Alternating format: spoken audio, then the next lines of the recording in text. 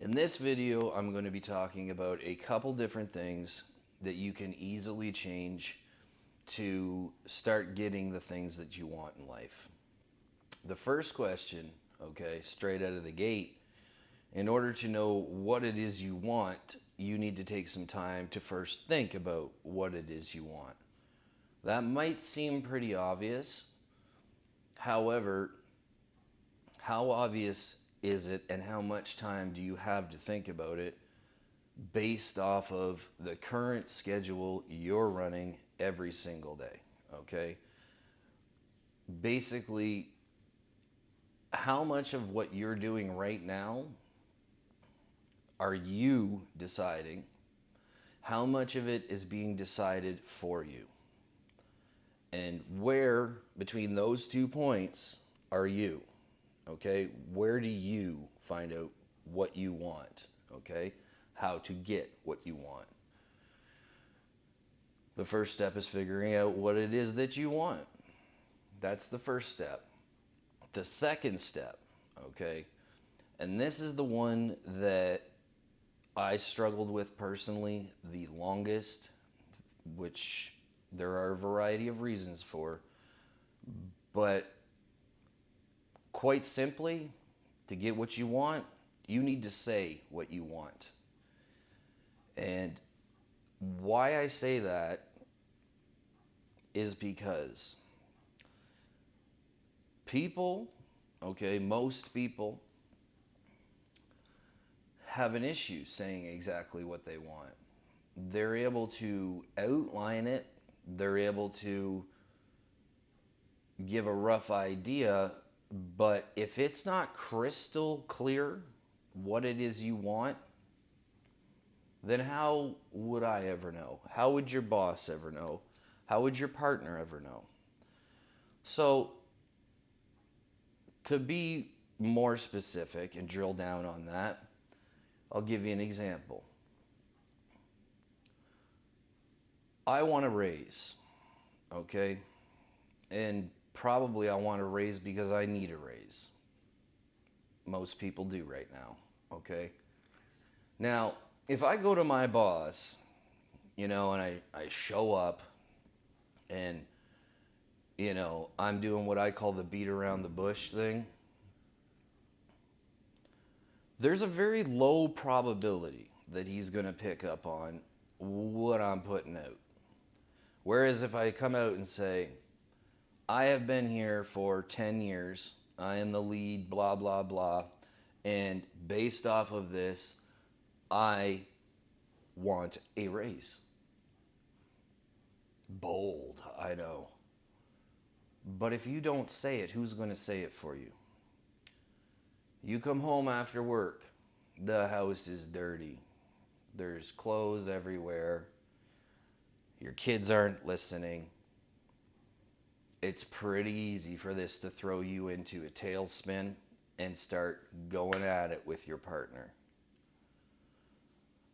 Or if you're fortunate enough to be in a partnership and that's your situation, and again, this is an example,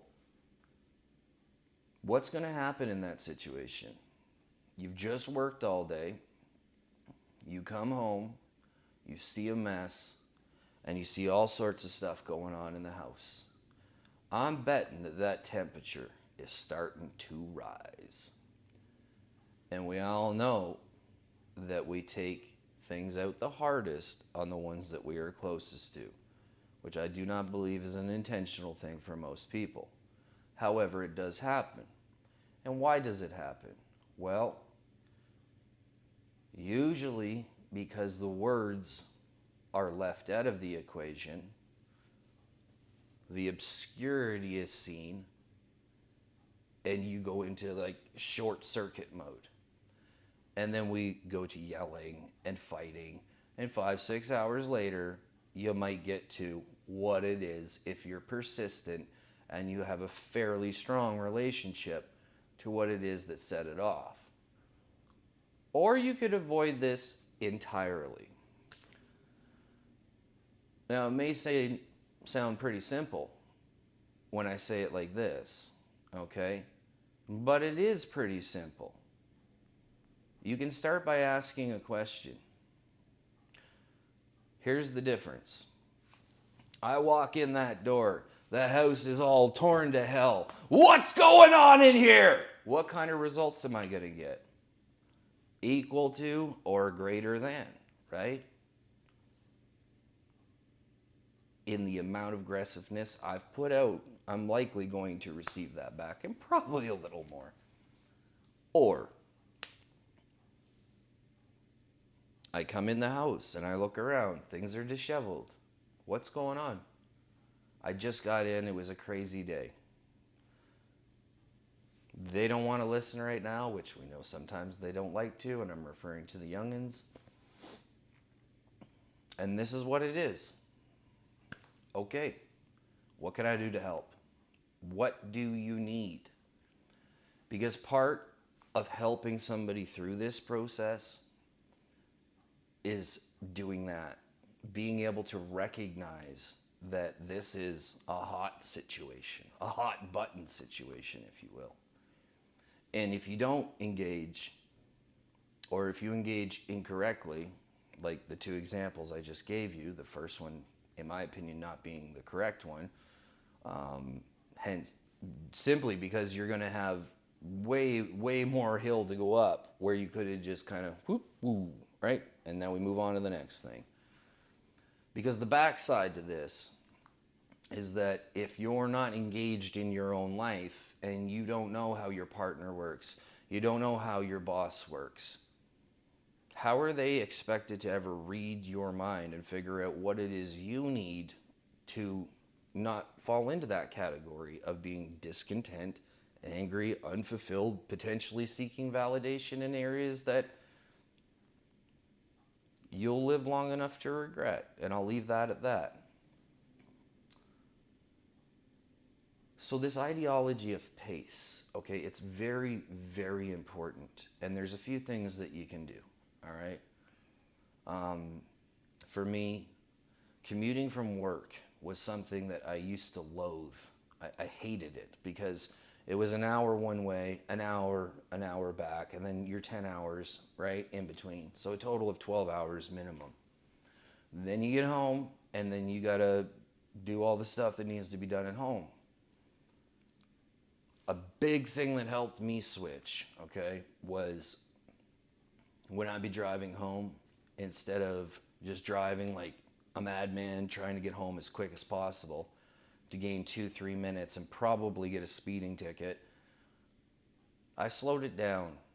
I put the radio on, this will date me, maybe a CD, and let that just sink in. Let that gear me down from the high static I was in, okay? Take me down here. And you know when you're coming home to a full house, if you are, that there's probably going to be stuff going on. Most of it you're not going to be able to control. But what you can do is say what you need. What I need right now, son, is for you to gear down, whatever word you want to use, right? Just always thinking in a positive, direct, this is what I need right now. A time frame usually helps.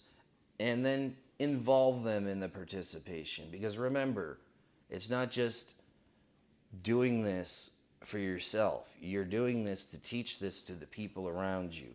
And you teach through action. You get what you need through putting these steps I'm telling you about right now into action. The alternative is you don't, and you hope and pray and sit on the sidelines that things fall into place. And I'm not saying there's anything wrong with hope or prayer. Not at all. You should do those things. Absolutely. But you also need to be proactive in your life.